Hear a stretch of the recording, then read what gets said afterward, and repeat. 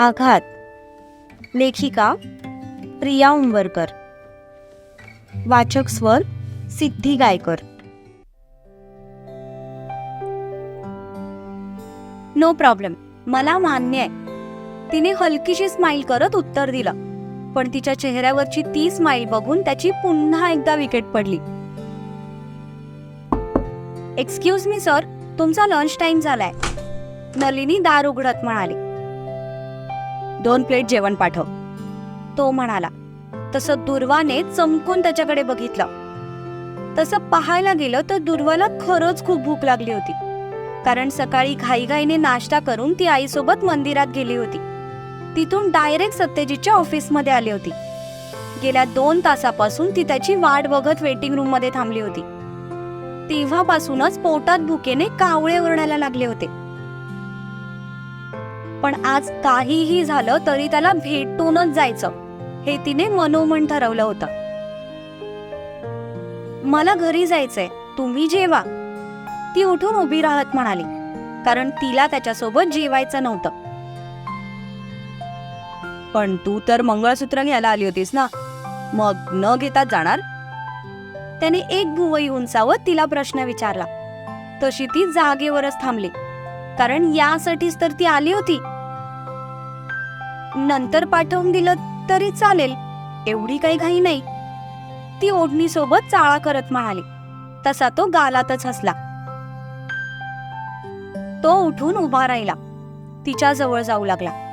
पण त्याच्या चाहुलीने तिच्या छातीत मात्र धडधडायला लागलं होतं. 6 फूट उंची, भारदस्त छाती, भारदस्त शरीर, त्यात त्याने ब्लेझर काढून टाकलं होतं आणि स्लीव्ज वरती फोल्ड केल्या होत्या, ज्यामुळे त्याचे बायसेप्स अगदी उठून दिसत होते.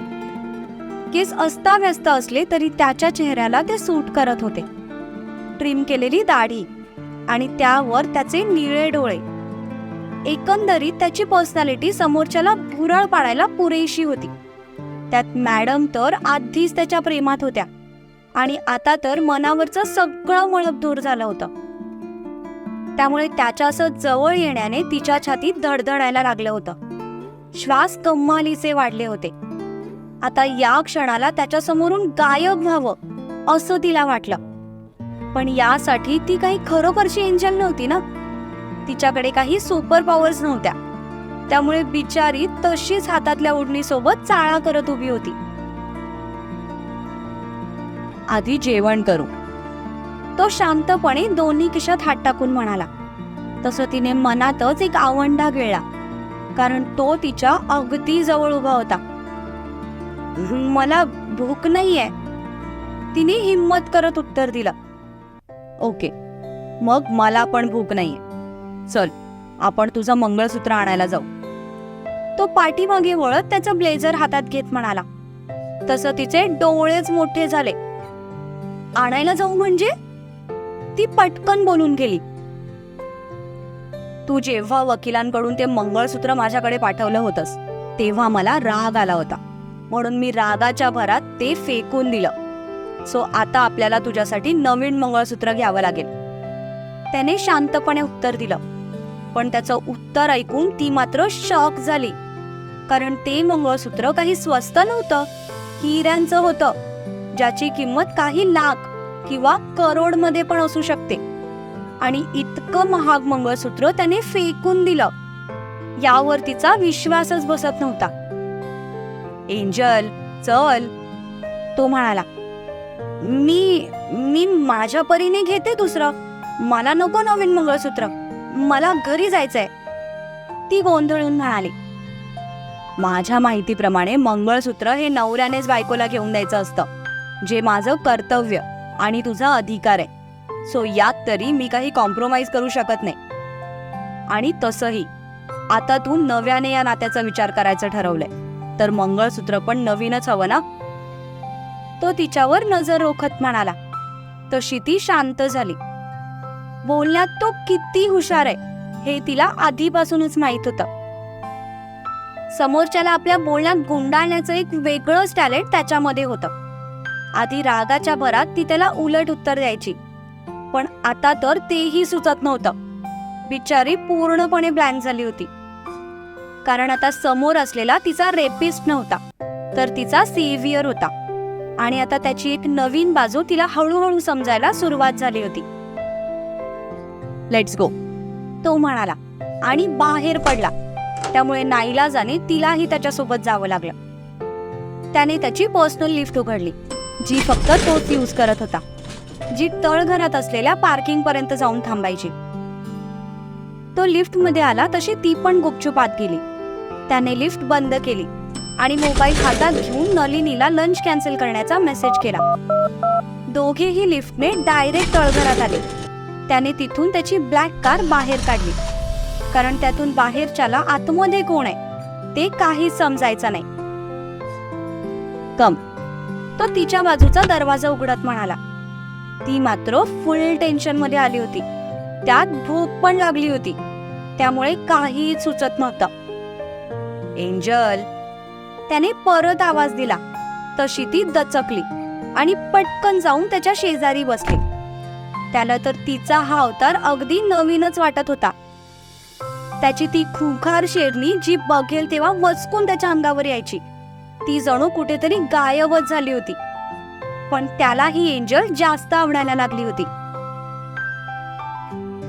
ती आत बसल्यावर त्याने गालात हसून कार स्टार्ट केली आणि ते दोघेही मागच्या गेटने कंपनीच्या बाहेर पडले.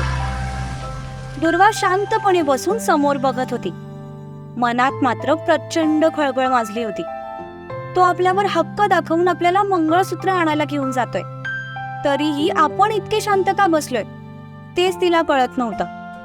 प्रतिकार करावासा वाटत होता, पण तोंडातून शब्दच फुटत नव्हते. त्याने जणू कसला तरी जादूटोणा केलाय असं ती त्याच्या होला हो मिळवत होती. आपल्याला काय होतंय, आपण त्याच्याकडे इतकं का खेचलं जातोय तेच तिला कळत नव्हतं. काही वेळानंतर ते एके ठिकाणी येऊन थांबले. तसं त्याने गाडीच्या काचा खाली केल्या. तिने बाहेर बघितलं तर एक मोठं रेस्टॉरंट होतं. ते बघून तिच्या कपाळावर आठ्यांचं जाळं पसरलं. भूक लागली असेल ना तुला, चल आधी काहीतरी खाऊन घेऊ आणि मग ज्वेलरी शॉप मध्ये जाऊ, तो त्याचा सीट बेल्ट काढत म्हणाला. तिला पण प्रचंड भूक लागली होती, त्यामुळे ती गपचूप खाली उतरली. दोघेही आतमध्ये आले. ते रेस्टॉरंट एकदम पॉश होतं. जास्त गर्दी नव्हती. तिथल्या मॅनेजरने अगदी अदबीने दोघांचं स्वागत केलं आणि त्यांच्यासाठी रिझर्व केलेल्या टेबलवर त्यांना घेऊन गेला. लिफ्टमध्ये असताना त्याने दोघांसाठी एक टेबल बुक करून ठेवला होता. दोघेही त्यांच्या टेबलवर येऊन बसले. तिला मात्र खूप ऑकवर्ड वाटत होतं, पण आता बसण्याशिवाय तिच्याकडे दुसरा कुठलाही पर्याय नव्हता. तू काय घेणार, त्याने विचारलं. व्हेज काहीही चालेल, तिने शांतपणे उत्तर दिलं. पण हे उत्तर देताना तिला काहीतरी क्लिक झालं. तशी ती मनातच डोक्याला हात लावत म्हणाली, दुर्वा यू इडियट, तू त्याची जेवणाची अट कशी काय मान्य केलीस? विसरलीस का शीला मावशी काय म्हणाल्या होत्या ते? तो नॉन व्हेजिटेरियन आहे. आठवड्यातून 3-4 दिवस त्याला नॉनव्हेज खायला लागतं आणि तू नॉनव्हेज बनवणं तर सोड, कधी प्रत्यक्षात बघितलं पण नाहीयेस. ओ गॉड, किती मूर्ख आहे मी. ती मनातच स्वतःला शिव्या घालू लागली. या गोष्टीचं टेन्शन तिच्या चेहऱ्यावर साफ दिसून येत होतं. आर यू ओके, तो तिच्या कपाळावरती आलेला घाम बघून म्हणाला. मी ऍक्च्युली, तिला काय आणि कसं बोलावं तेच कळत नव्हतं. दुर्वा, रिलॅक्स, जे काही बोलायचंय ते न घाबरता बोल, तो म्हणाला. तसं तिने पटकन समोरचा ग्लास उचलून तोंडाला लावला आणि थोडंसं पाणी पिलं. पाणी पिल्यावर ती थोडी रिलॅक्स झाली. तिने हातातला ग्लास खाली ठेवला आणि त्याच्याकडे बघून म्हणाली, मी तुमच्या जेवणाची अट मान्य केली आहे, पण एक प्रॉब्लेम आहे. ती म्हणाली. कसला प्रॉब्लेम, त्याने विचारलं. मी कधी नॉनव्हेज बनवलं नाही आणि कधी बनवणार पण नाही, ती एका दमात बोलून मोकळी झाली. एवढंच ना, इट्स ओके, तू तुझ्या आवडीचं व्हेज जेवण बनव, मी खाईन, त्याने एकदम रिलॅक्स होत उत्तर दिलं. तसा तिला आश्चर्याचा अजून एक धक्का बसला. म्हणजे हा माझ्यासाठी आता नॉनव्हेज पण सोडायला तयार आहे का? तिच्याच मनाने तिला प्रश्न विचारला. सर, ऑर्डर, वेटरने विचारलं. एक मटर पनीर, भेंडी फ्राय, दाल राईस आणि चपाती, एवढं बस. सत्यजितने त्या दोघांची ऑर्डर दिली. तशी ती त्याच्या तोंडाकडे बघतच राहिली. वेटर ऑर्डर घेऊन निघून गेला, पण ती मात्र अजूनही त्याच्या चेहऱ्याकडे बघत होती. व्हॉट, तुला काही दुसरं हवं होतं का? त्याने प्रश्नार्थक नजरेने विचारलं. तसं तिने नकारार्थी मान डोलवली. हा खरंच इतका चांगला आहे की मला इम्प्रेस करण्यासाठी ऍक्टिंग करतोय? तिच्या मनाने परत तिला प्रश्न विचारला. ती तिच्या विचारात गुंग होती. इकडे सत्यजितला ऋषीचे मेसेजवर मेसेज येत होते, कारण त्याने मीटिंग दुपार नंतर फिक्स केली होती. सत्यजितने वैतागून सगळे मेसेजेस वाचले आणि आजच्या मीटिंग कॅन्सल करायला लावल्या, कारण आजचा दिवस त्याच्यासाठी खूप स्पेशल होता. ऋषीला मेसेज करून त्याने मोबाईल बाजूला ठेवला. वेटर त्या दोघांची ऑर्डर घेऊन आला. इथलं जेवण खूप टेस्टी आहे, तुला नक्की आवडेल, तो तिच्याकडे बघून म्हणाला. पण तिने काहीही उत्तर दिलं नाही. पोटात कावळ्यांनी कबड्डी खेळायला सुरुवात केली होती, त्यामुळे सध्या त्यांना शांत करणं तिला जास्त गरजेचं वाटलं. म्हणून तिने चुपचाप जेवायला सुरुवात केली. पण पहिलाच घास तोंडात टाकता तिच्या चेहऱ्यावर समाधान पसरलं, कारण जेवण खरंच खूप टेस्टी होतं. ती जेवण करते हे बघून त्याच्याही चेहऱ्यावर स्माईल आली. ती मान खाली घालून गुपचूप जेवत होती आणि तो तिला जवळून एकटक बघण्याचं समाधान मिळवत होता. मध्येच तिने वर बघितलं की लगेच तो त्याची नजर खाली करायचा.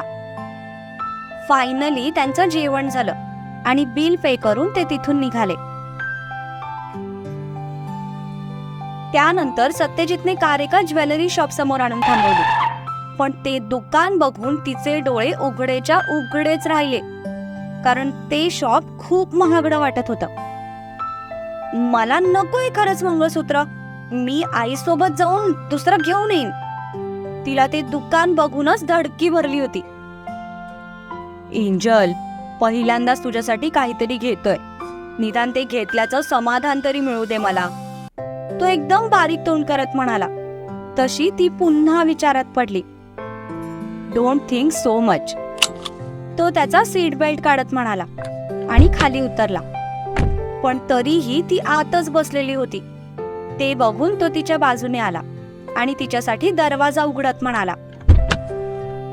Angel, please come. ती स्वतःला सावरत खाली उतरली. तसं त्याने कारचं डोअर बंद केलं आणि तिला घेऊन तो आतमध्ये गेला. त्याला बघताच ज्वेलरी शॉपचा मालक लगेच पुढे आला. नमस्कार सत्यजित सर, बोला काय हवंय तुम्हाला? पाटलांचे सगळे दागिने तिथूनच बनत असल्यामुळे तिथले सगळे सत्यजितला ओळखत होते. मंगळसूत्र हवंय, तो तिच्याकडे बघत म्हणाला. पण ती मात्र दुकान बघण्यात व्यस्त होती. पाटलांच्या थोरल्या सुनबाई का या? दुकानदाराने विचारलं. हो, तो तिच्याकडे बघून गालात हसत म्हणाला. तिचं मात्र त्या दोघांच्या बोलण्याकडे लक्षच नव्हतं. तिला ते दुकान बघूनच धडकी भरली होती. सुंदर आहे हो सुनबाई, मस्त जोडी आहे तुमची, दुकानदार त्या दोघांकडे बघून म्हणाला. तसं सत्यजितच्या चेहऱ्यावर स्माईल आली. तिच्या नुसत्या सोबत असण्याने सुद्धा त्याला आज आकाश ठेंगणं झाल्यासारखं वाटत होतं. पण ती बिचारी मात्र जाम टेन्शन मध्ये आली होती, कारण ज्या सेक्शन मध्ये ती उभी होती तिथे गोल्डचं काही दिसतच नव्हतं. सगळी डायमंड ज्वेलरी होती. या, मी स्वतः दाखवतो, तो मालक पुढे होत म्हणाला. तसं सत्यजितने दुर्वाला आवाज दिला. तिने ओढणी हातात गुंडाळून घेतली आणि त्याच्या मागे गेली. उगीचच याला भेटायला आलो असं तिच्या मनात येऊन गेलं. दुकानाचा मालक एक एक करत तिला मंगळसूत्र दाखवत होता. सगळ्या डिझाईन्स एकापेक्षा एक सुंदर होत्या. ती बिचारी तर डिझाईन्स बघूनच हँग झाली होती. आधीच तिला शॉपिंग मधलं काही कळत नव्हतं. काही घ्यायचं म्हटलं तर ती नेहमी आईला सोबत घेऊन जायची. या उलट राधाला मात्र शॉपिंगची भारी हौस होती. मॅडम एखादं टॉप घ्यायचं म्हटलं तरी अख्खं मार्केट पालतं घालायच्या. पण दुर्वाला नटण्या सजण्याची एवढी आवड नव्हती. ती जे काही तिची आई आणायची तेच घालायची. तिच्यासाठी तिचं विश्व म्हणजे अभ्यास आणि त्यातच ती मग्न असायची. दुर्वा, बघ ना, कुठला आवडलंय तुला? तर तिच्याकडे बघून म्हणाला, पण ती मात्र गोंधळून उभी होती. तुम्हाला आवडेल ते घ्या, मला काहीच प्रॉब्लेम नाही, तिने उत्तर दिलं. व्हॉट? Like seriously? शिवा तर म्हणायचा की मुलींचे शॉपिंग बाबतीत जाम नखरे असतात आणि ही मला चूज करायला सांगते. त्याने मनातच विचार केला. तिच्या चेहऱ्यावरून ती त्याला टेन्शन मध्ये असल्याचं लगेच कळून आलं. त्यामुळे त्यानेही जास्त आडेवेडे न घेता त्यातलं एक सुंदर आणि नाजूक असं मंगळसूत्र तिच्यासाठी सिलेक्ट केलं. त्याने तिला दाखवलं तर तिने फक्त होकारार्थी मान डोलवली. हे पॅक करा. सत्यजित मंगळसूत्र त्या मालकाच्या हातात देत म्हणाला. एंजल, तू थोडा वेळ बाहेर जाऊन बस, तोपर्यंत मी बिल पे करून आलो, तो तिच्याकडे बघून म्हणाला. तसं ती आज्ञाधारक मुलीप्रमाणे बाहेरच्या मेन एरियात गेली आणि मालकाने ते मंगळसूत्र पॅक करून आणलं. अजून काही? त्याने विचारलं. समोर जे 5 सेट लावलेत ते सगळे पॅक करून घरी पाठवा आणि सगळ्याचं एकत्रित बिल किती झालंय ते सांगा, तो म्हणाला. तसं तो मालक थोडा शॉक झाला, पण सत्यजित मात्र थोड्या वेळापूर्वीचा दुर्वाचा चेहरा आठवण्यात बिझी होता. ती वारंवार त्या समोरच्या एका नेकलेसकडे बघत होती, पण त्याला मात्र कळत नव्हतं की तिला त्यातला नेमका कुठला नेकलेस आवडलाय. म्हणून त्याने सगळे पॅक करायला लावले. सर, हे बिल करोडोत जाईल, तो मालक म्हणाला. नो प्रॉब्लेम, होऊ द्या, तो हसत म्हणाला. मालक बिचारा स्वतःच धक्क्यात गेला होता. त्याने पटापट सगळ्याचं बिल केलं आणि सत्यजितला सांगितलं, या कार्डने मंगळसूत्राचं पेमेंट करून घ्या. बाकीचं पेमेंट मी उद्या माझ्या मॅनेजरला पाठवून क्लिअर करायला सांगतो, पण हे सगळे नेकलेस डायरेक्ट घरी पोहोचले पाहिजेत, सत्यजित म्हणाला. ओके सर, मालक खुश होऊन म्हणाला. त्याने मंगळसूत्र पॅक करून सत्यजितकडे दिलं. सत्यजित ते मंगळसूत्र घेऊन बाहेर आला तर ती तिथल्या सोफ्यावर अंग आकसून बसली होती.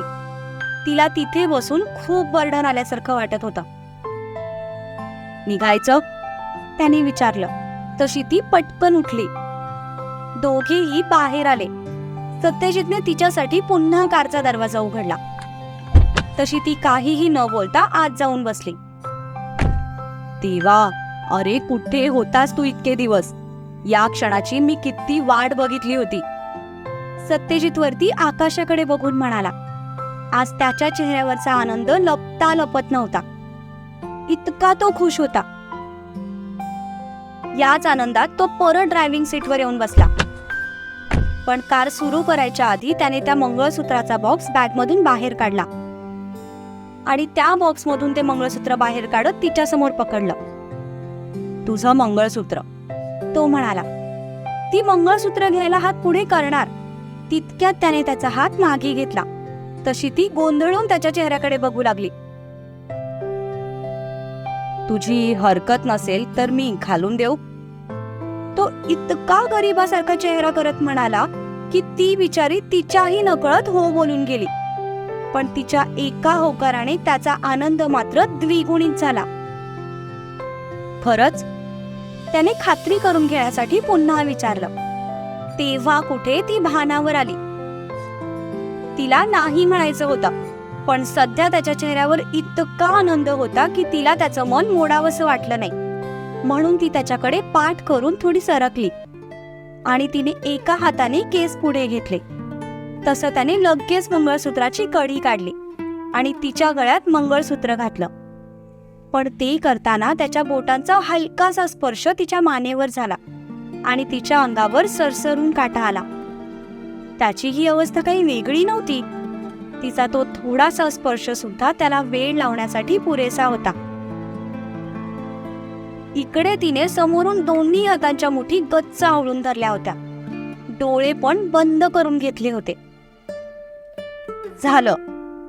झालंय, तो तिचं अवघडले पण लक्षात घेऊन लगेच तिच्यापासून बाजूला होत म्हणाला.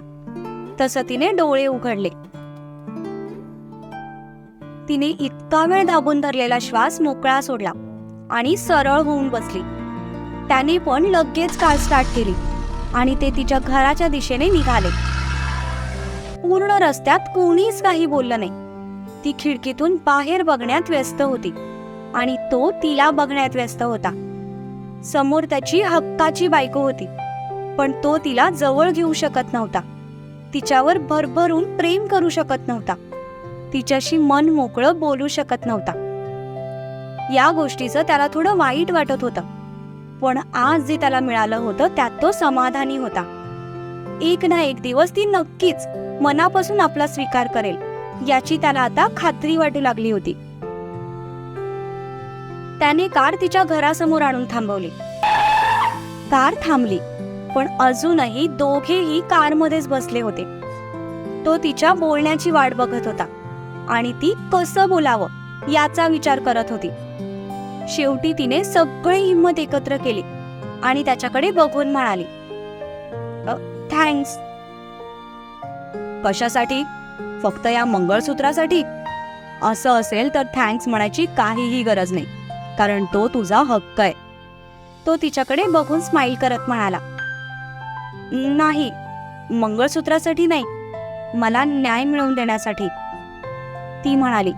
तसं त्याचा हसता चेहरा पुन्हा गंभीर झाला. तो काही बोलणार त्याच्या आत ती पुन्हा म्हणाली, आणि सॉरी, नकळतपणे का होईना, पण मी खूप वाईट वागले तुमच्याशी. बोलताना तिचे डोळे पुन्हा भरून आले होते. डोळ्यातून पाणी वाहू लागलं होतं. ती त्याला बघवलं गेलं नाही. त्याने लगेच तिचा चेहरा उंजळीत पकडला आणि अंगठ्याने तिचे अश्रू पुसत म्हणाला, हे एंजल, डोंट क्राय. तू तुझ्या जागेवर अगदी बरोबर होतीस. तुझं काहीही चुकलेलं नाहीये. चूक तर माझ्याकडून झाली, ज्याची शिक्षा तुला भोगावी लागली. So I am so sorry. तो तिच्या डोळ्यात खोलवर बघत म्हणाला. तिने त्याचे हात बाजूला केले आणि डोळ्यातलं पाणी पुसत म्हणाली, बाय. एवढं म्हणत ती खाली उतरली आणि आतमध्ये निघून सुद्धा गेली. तो मात्र गाडीतच बसून तिला आत जाताना बघत होता. अजूनही कुठेतरी तिच्या अवस्थेला आपणच जबाबदार आहोत ही सल त्याच्या मनात सलत होती. त्याने एक सुस्कारा सोडला आणि कार स्टार्ट करून तो तिथून निघून गेला.